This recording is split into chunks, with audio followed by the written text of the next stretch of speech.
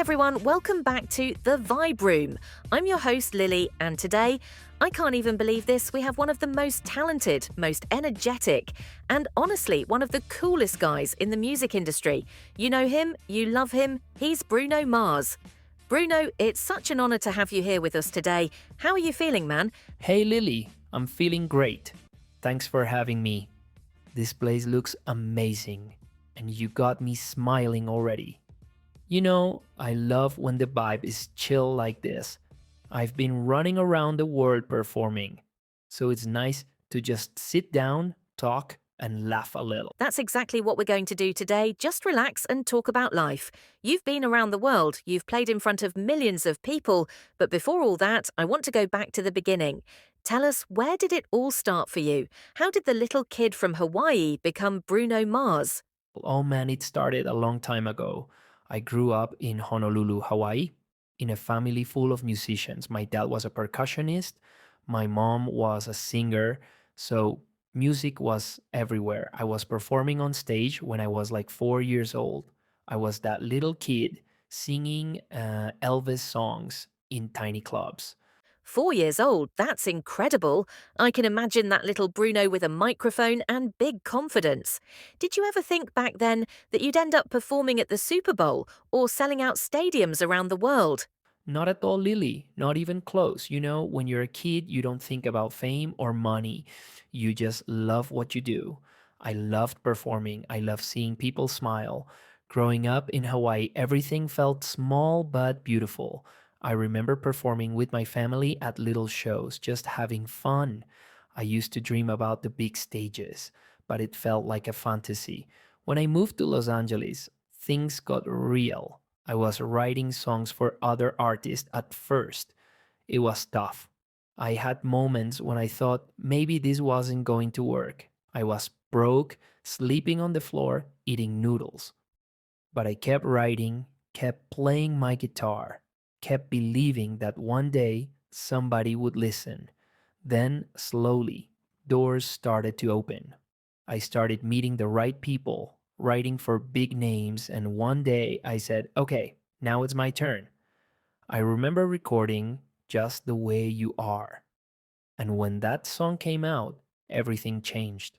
Suddenly, people everywhere were singing it. It was wild. Performing at the Super Bowl, that was another dream. When they told me I'd be doing it, I thought they were joking. I called my mom right away. That stage, those lights, the sound of thousands of people singing with me, it's something you can't describe. It's bigger than you. It's humbling, really. But you know what keeps me grounded?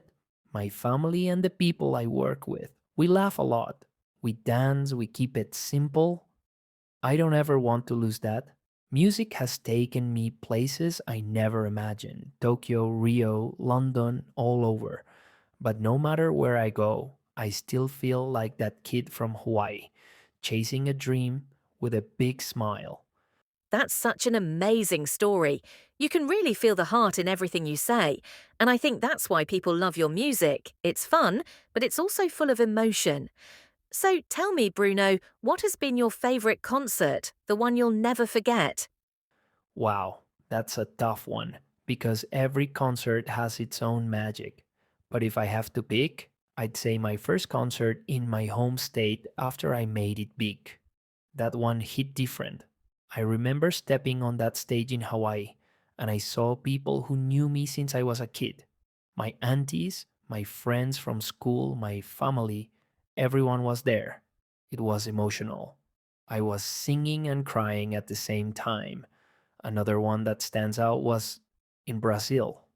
The crowd there is just something else. They sing every word, they dance, they scream, they don't stop. I remember at one show I just stopped singing for a moment and the crowd kept the song going louder than the speakers. I just looked at my band and said, man, this is what it's all about. Those moments remind you why you do what you do. And the Super Bowl halftime show, oh, that one will always be special. The energy, the pressure, the fireworks, you get just a few minutes to make history. I remember standing backstage, hearing the crowd and thinking, this is it.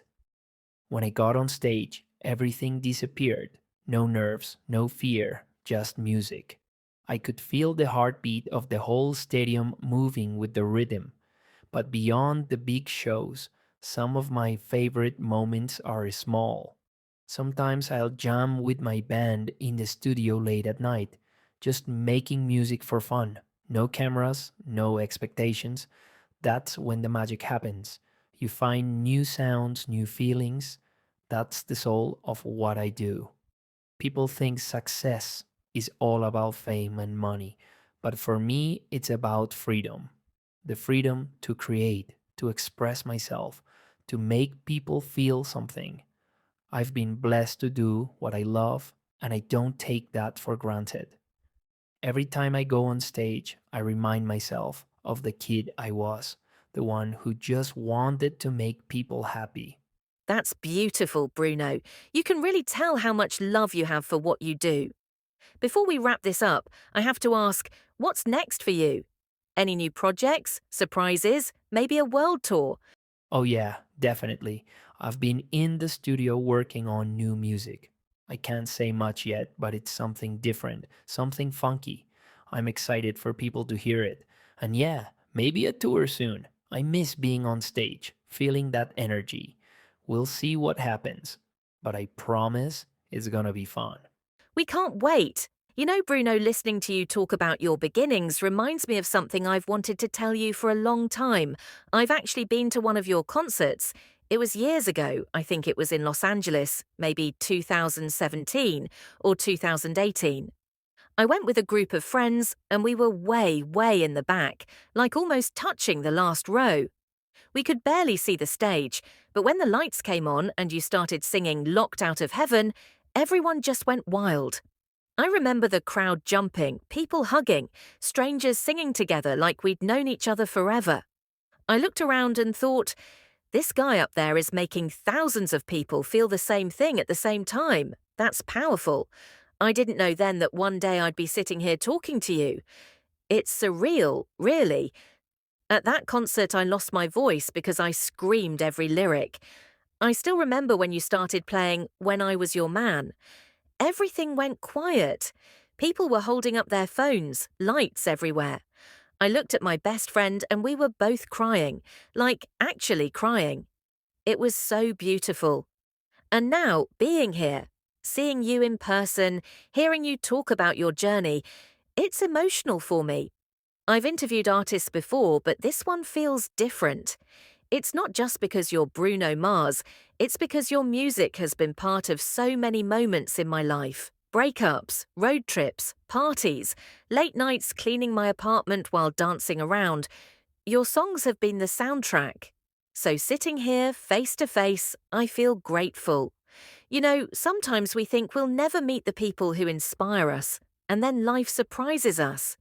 I remember at that concert, I said to my friends, imagine if I could just meet him for 5 minutes. And now, here we are, talking, laughing, sharing stories. It's crazy how life works. And what's even better is realizing that the person behind those songs, the one we all cheer for, is this humble, genuine guy sitting in front of me, smiling and joking like an old friend. That's the best part of this job, Bruno, meeting people who not only have talent, but also have heart. Wow, Lily, that means a lot to hear. Thank you for sharing that with me. You have no idea how much it means when fans tell me stories like that. You said you were in the back, but trust me, I see you guys. I always look around the crowd, even the far seats, because that's where I used to be. I was that kid in the audience dreaming about being on stage one day. You know, I wouldn't be here without people like you. Every show, every song, every chance I get to perform, it's all because of the fans. You guys are the reason I can do what I love. And hearing that my music was there for you during happy times or sad times, that's everything. Sometimes I still can't believe it myself. I walk out on stage and I see thousands of faces and I think, man, they came here for me. It's humbling. It really is. So thank you, Lily. And thank you to everyone who ever listened, danced, sang, or just felt something because of my music. That's the best gift I could ever ask for.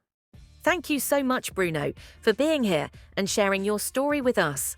You're truly an inspiration, and we're all so happy to have you. To everyone listening, thank you for tuning in to The Vibe Room. Don't forget to follow, share, and keep spreading good vibes. See you next time.